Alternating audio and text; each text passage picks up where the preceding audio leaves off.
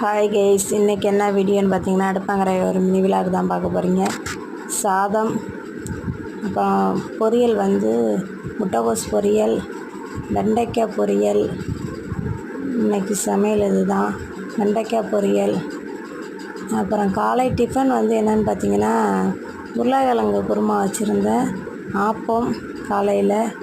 அப்புறம் சாலை மீன் குழம்பு தான்.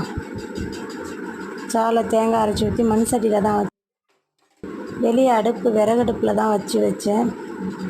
அதுதான் நல்லா டேஸ்ட்டாக இருக்குமா. வீட்டில் ஹஸ்பண்ட் சொன்னாங்க, மண் சட்டியிலே வை, அதுதான் நல்லாயிருக்கும் அப்படின்னாங்க.